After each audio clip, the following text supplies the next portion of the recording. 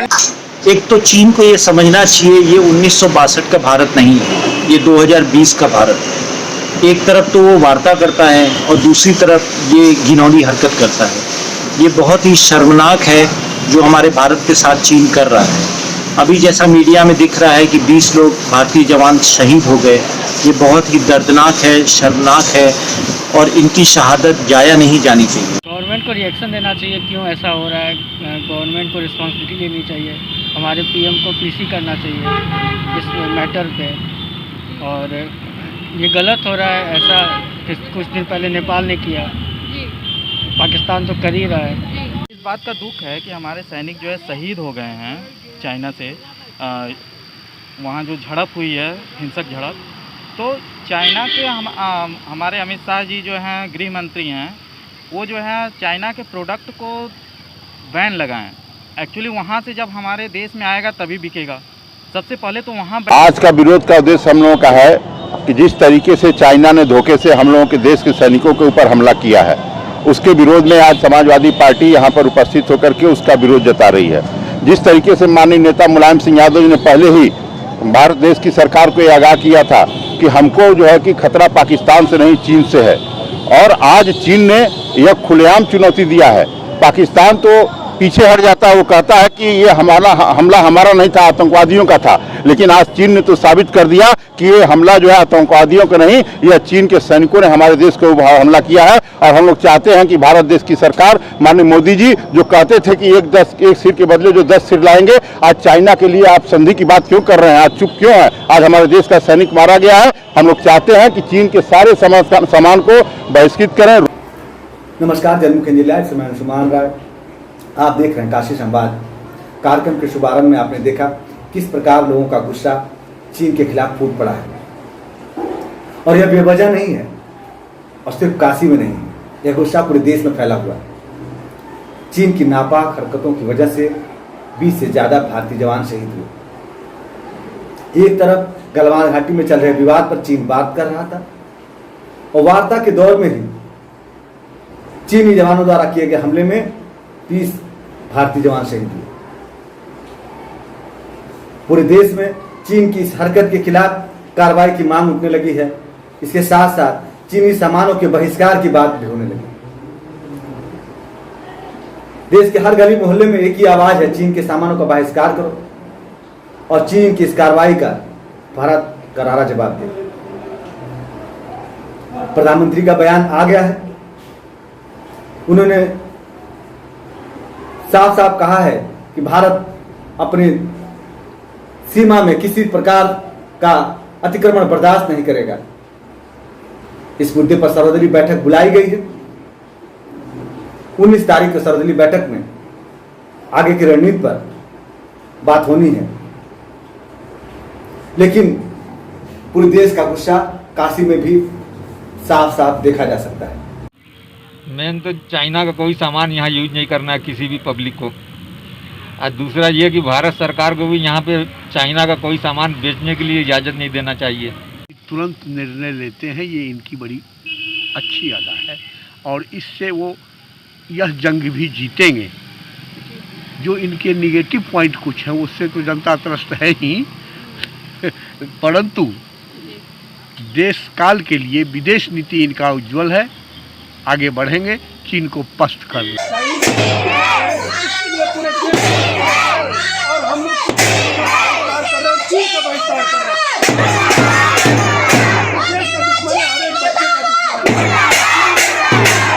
बढ़ती घटनाओं की एक सप्ताह पूर्व काशी विश्वविद्यालय के छात्र की आत्महत्या की खबर आई थी, और कल फिर एक जिम ट्रेनर ने मानसिक अवसाद के चलते आत्महत्या कर ली। हालांकि अभी जिम ट्रेनर के आत्महत्या के कारणों का पता नहीं चला है, लेकिन आत्महत्या की घटनाएं देश में बढ़ती जा रही हैं। वाराणसी भी इससे अछूता नहीं है।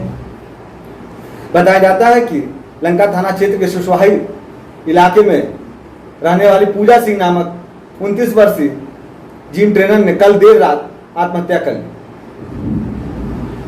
पूजा के मकान मालिक को जब घर में तेज धमाके की आवाज सुनाई दी तो अपने किराएदार पूजा के कमरे की तरफ गए।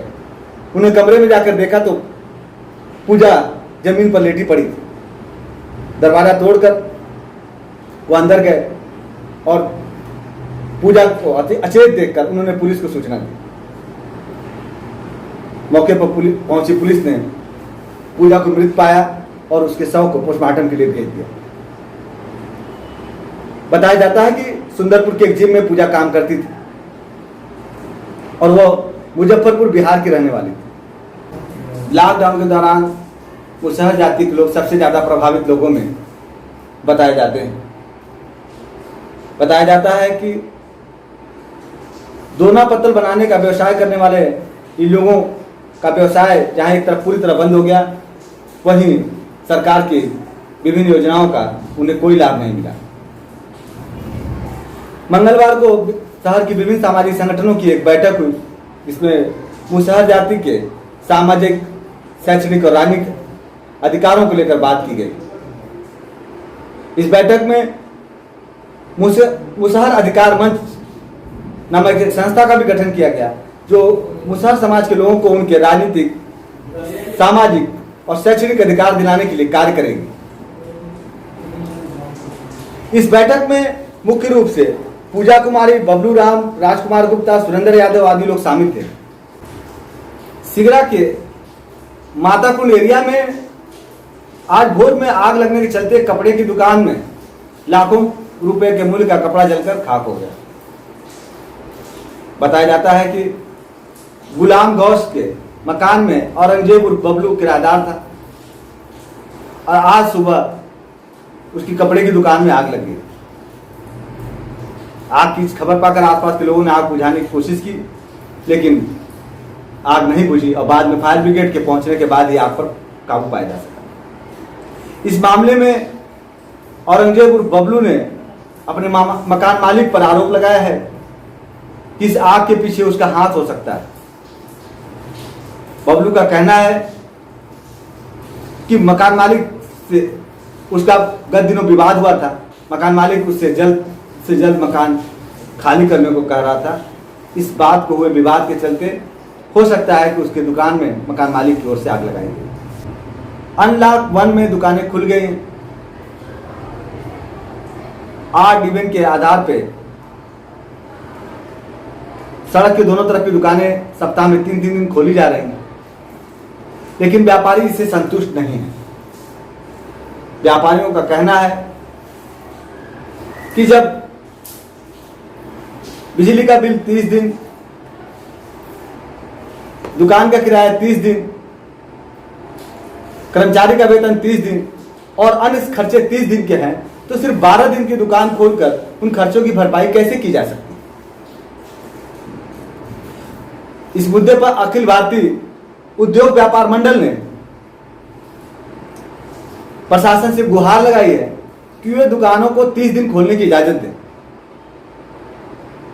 व्यापार मंडल के अध्यक्ष राकेश जैन का कहना है कि जब शराब की दुकानें खोलने से और बैंकों में जनधन पैसा निकालने के लिए लगने वाली लंबी लंबी लाइनों के चलते कोरोना का संक्रमण नहीं बढ़ रहा है, तो दिन भर में दुकान पर आने वाले 10-15 ग्राहकों से कोरोना का संक्रमण कैसे बढ़ जाएगा। इसलिए वे प्रशासन से मांग करते हैं कि दुकानें सप्ताह में 6 दिन खोलने की अनुमति दें। इसके साथ ही काशी संवाद में पिछले 24 घंटे की प्रमुख खबरें समाप्त होती हैं। हम कल फिर मिलेंगे कुछ नई खबरों और जानकारियों के साथ। नमस्कार। सब्सक्राइब करें जनमुख NG लाइव को और लगातार अपडेट्स पाने के लिए बेल आइकन को प्रेस करना न भूलें।